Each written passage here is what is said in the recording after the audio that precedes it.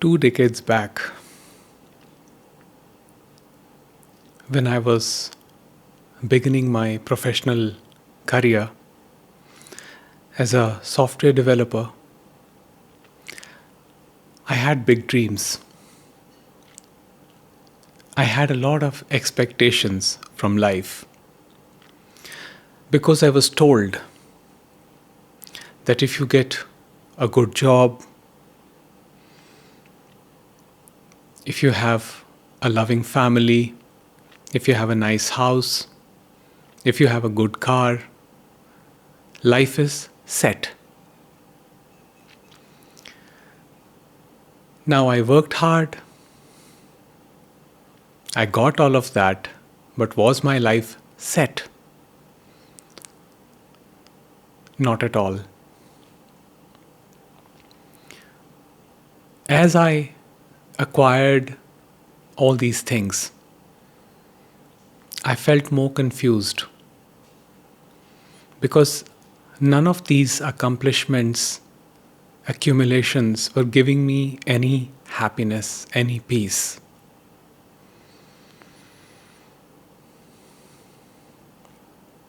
The more I had, the more I wanted.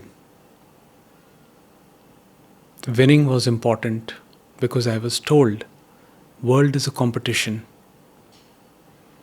I was told you must live life in a certain way, otherwise you will remain unhappy for the rest of your life.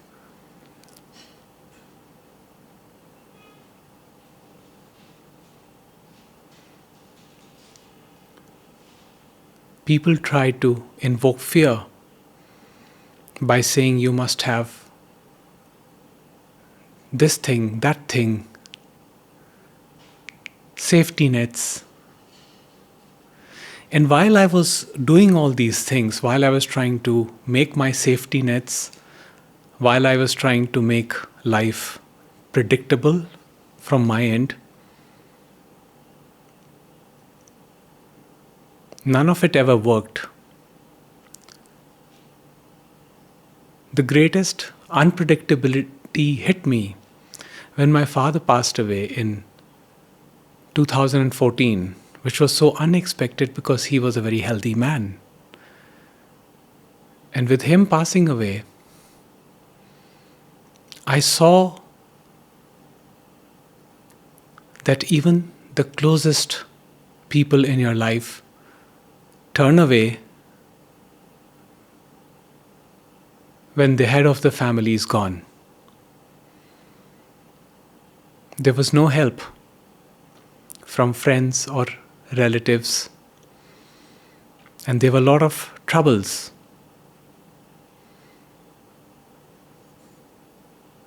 So I saw unpredictability hitting me in that moment.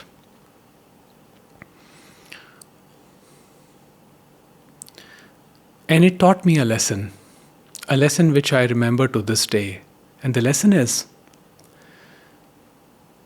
your state of being matters more than your goals and your ambitions in life.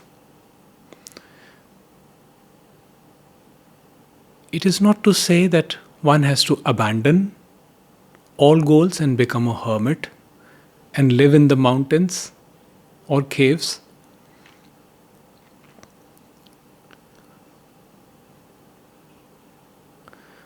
But no matter how hard you try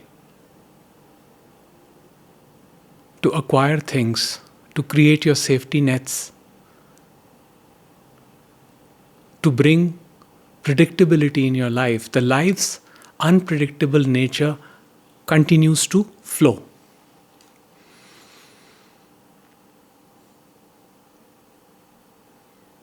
So, with this unpredictability, where one does not know what is going to happen in the next moment, what should be one's attitude? Now, what should be one's attitude is determined by what state one is.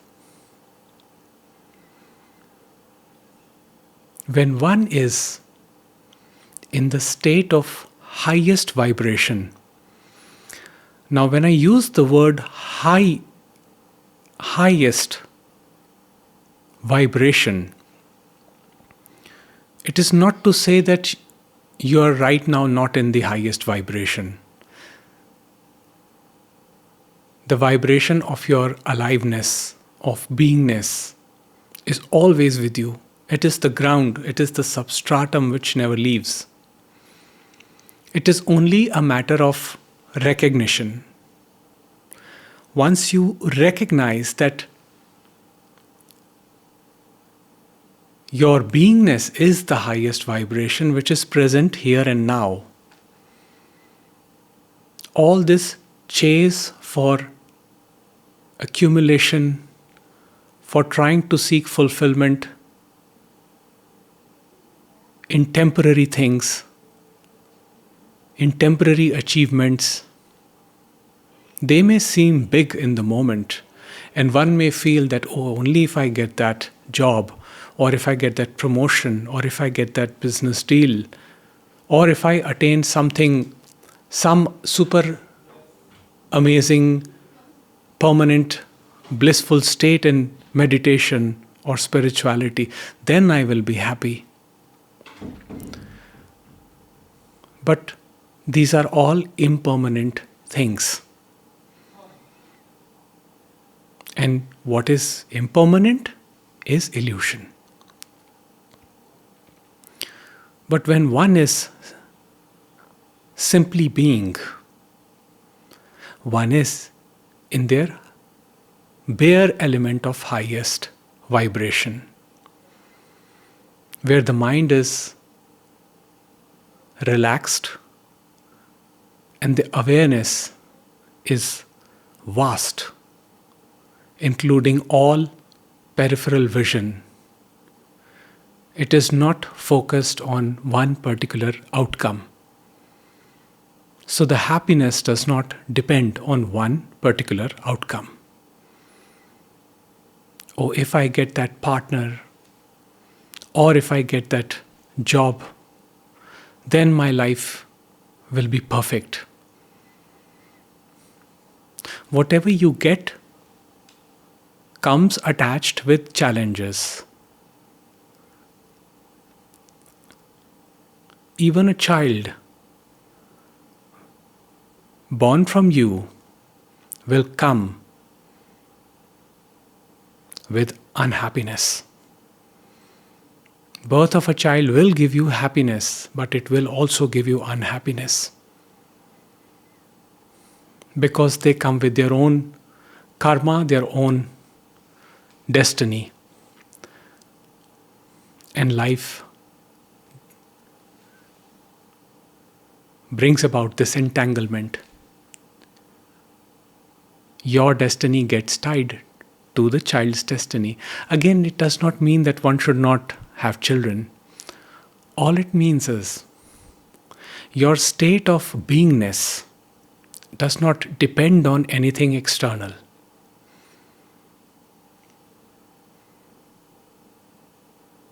If you can be quiet in this moment and be totally attentive to this present moment, there is an awareness of being which is always present, and there is recognition of that. So when that beingness is recognized, one starts to remain more and more in that. And in that, whatever you require spiritually, emotionally, psychologically, and even materially is provided to you by the universe.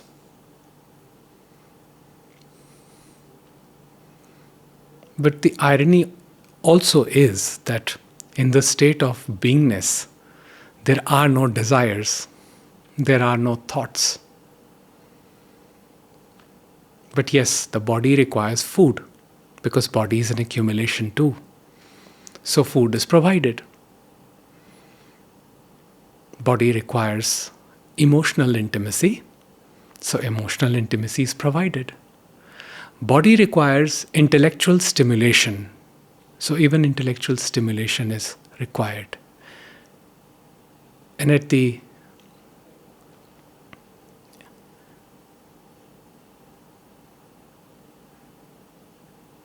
highest level, conceptually speaking, is the spiritual attainment. Spiritual attainment is simply the recognition of wholeness, beingness, which is one's most natural state. State that is never lost. State that is not to be acquired. State that is that simply is. If you can be silent,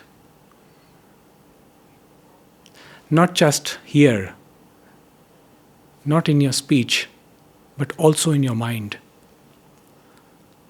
then you recognize that awareness which is self-luminous.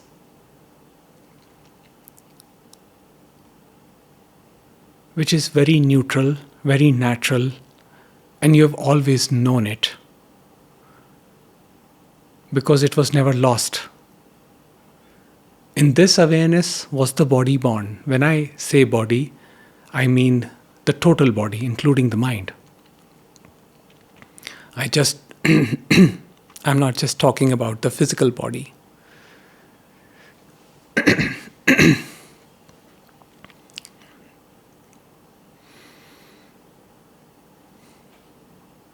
Then goals come, and you simply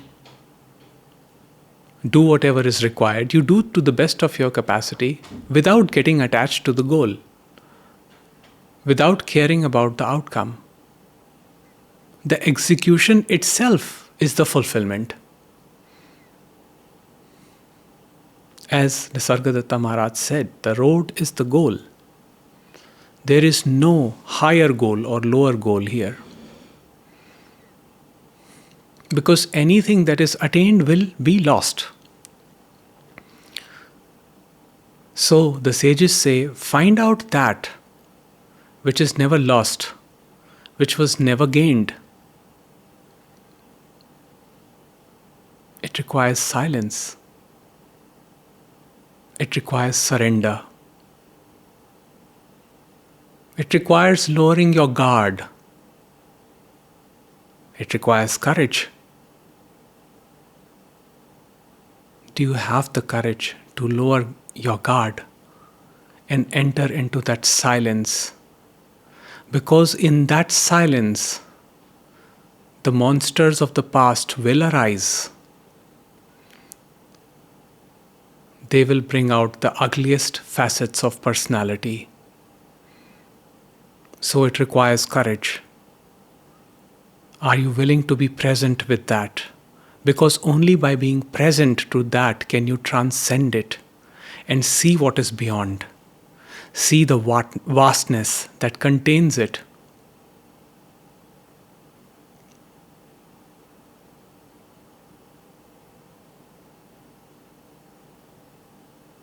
And ultimately you realize that even those monsters are made up of the same peace, the same natural state that is never lost. Only to put it into concept we call it a state, otherwise it is not even a state.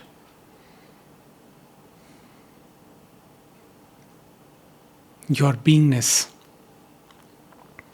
and my beingness are not two different things.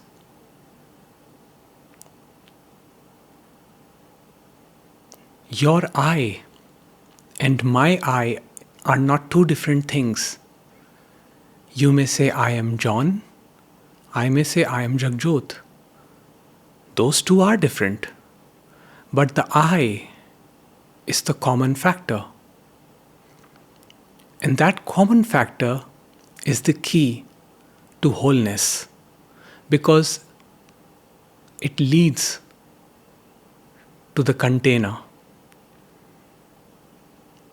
container that is infinite, vast,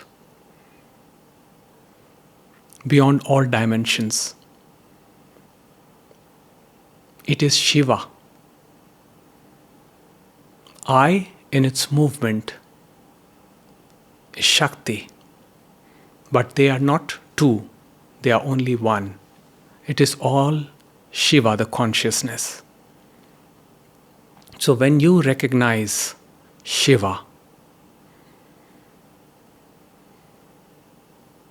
you go beyond genders, you go beyond form, you go beyond appearances, and you dwell into this principle of unconditional love, which is all inclusive. It includes all pain and suffering that happens in life. It is not exclusion, it is totality.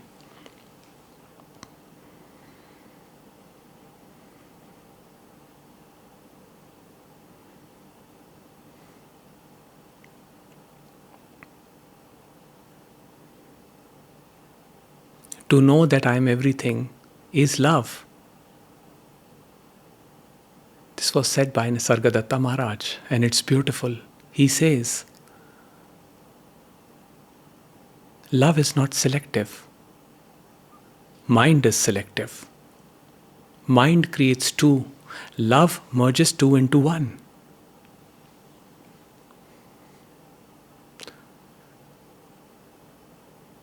There were never two.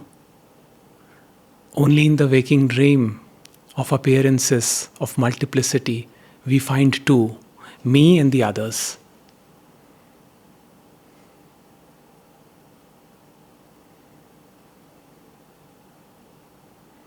But one is that which illumines all of it. It illumines the me and it illumines the other. And then it is realized that neither there is me nor there are others. There is only one consciousness. And consciousness is all there is.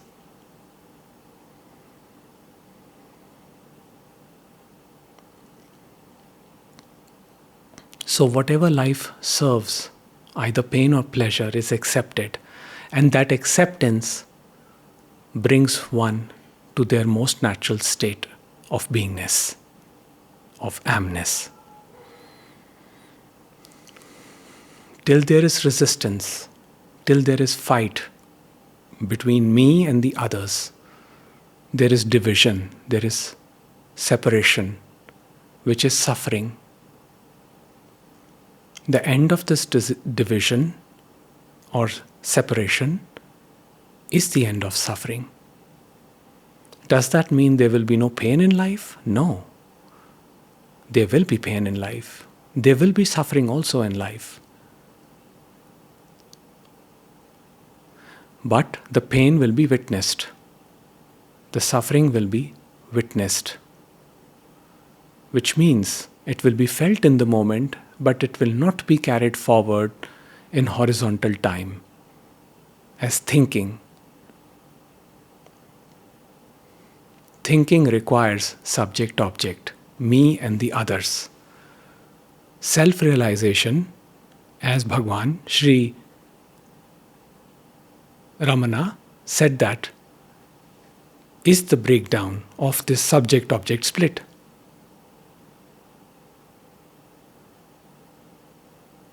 And the most potent teaching from Bhagwan Sri Ramana Maharishi is,